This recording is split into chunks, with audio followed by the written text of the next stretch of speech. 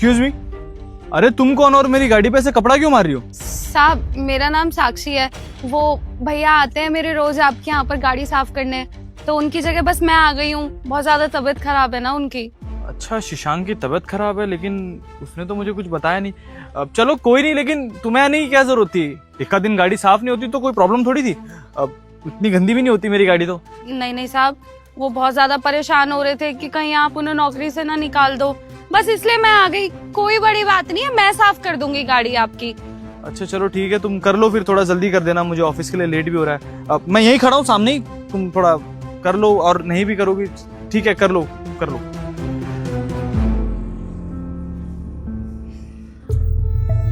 साहब वो गाड़ी साफ हो गई है।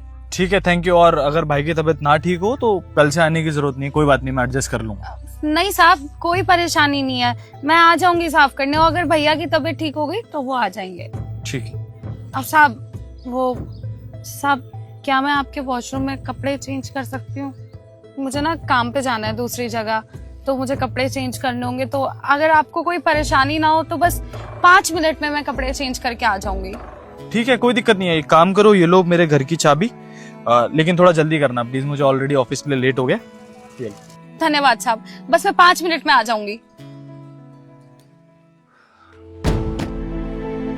लीजिए साहब आपके घर की चाबी। हाँ थैंक यू। एक सेकंड, बुरा ना मानो तो एक बात पूछूं तुमसे? जी साहब पूछिए। मतलब अभी जब तुम गई थी कुछ और थी, तुम्हारा लुक बिल्कुल ऐसा था कि कोई कह ही नहीं सकता कि तुम ऐसी भी दिख सकती हो। मतलब ऐसा क्या काम करती हो तुम? साहब मैं एमएनसी कंपनी में मैनेजर हूँ। तुम एमएनसी कंपनी में मैनेजर हो? अरे यार, तुम अगर एमएनसी कंपनी में मैनेजर हो तो ये गाड़ी क्यों साफ कर रही थी फिर तुम?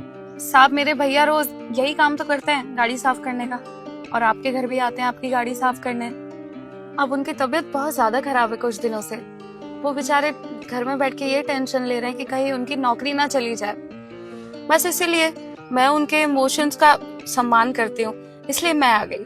नहीं फिर भी मतलब मैं मानता हूँ कि तुम्हारे भाई की तबीयत खराब है, वो डेली गाड़ी साफ करने आता है, लेकिन यार इतनी बड़ी मैनेजर हो तुम, इतनी बड़ी कंपनी में हो, तुम्हें मतलब थोड़ा भी शर्म नहीं आई ये सब करते हुए कि मतलब मैं ये सब क्यों कर रही हूँ? एक बार भी गिल्ट फील नहीं हुआ? क्योंकि कोई भी बड़ा इंसान इतना छोटा काम तो नहीं कर सकता मेरे हिसाब से। साहब कैसी शर्म, बचपन से लेके आज तक यही काम करके तो बड़े हुए हैं। मेरे मम्मी पापा के जाने के बाद मेरे भैया ने इसी काम को करके बहुत मेहनत करके मुझे पढ़ाया लिखाया, और उनकी वजह से आज मैं इतनी बड़ी कंपनी में जॉब कर पा रही हूँ। और साहब मेरा मानना है कि हमें ना अपनी रूट्स कभी नहीं भूलनी चाहिए।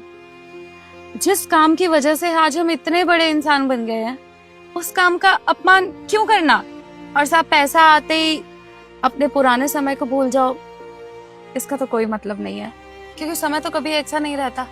आज अगर हमारे पास पैसा है तो हो सकता है कल सारा पैसा हमारे हाथ से चले जाए, तब क्या करेंगे हम फिर से यही सारा काम करेंगे। तुम्हारी सोच सच में बहुत अच्छी है, तुम्हारे भाई ने बहुत अच्छे संस्कार दिए हैं तुम्हें, और सबसे बड़ी बात यह है कि तुम अपने भाई का इस वक्त में भी इतना साथ दे रही हो। तुम चाहती तो बोल सकती थी कि मैं नहीं करूंगी या कुछ, लेकिन तुमसे मैंने कहीं ना कहीं आज एक बात सीखी है कि इंसान को अपनी रूट कभी नहीं भूलनी चाहिए। अपना काम चाहे छोटा हो चाहे बड़ा हो, हमेशा याद रखना चाहिए। कुछ लोग स्टार्टिंग में बहुत मेहनत करते हैं, जब बड़े हो जाते हैं तो भूल ही जाते हैं कि कहाँ से वो कहाँ पहुंचे हैं।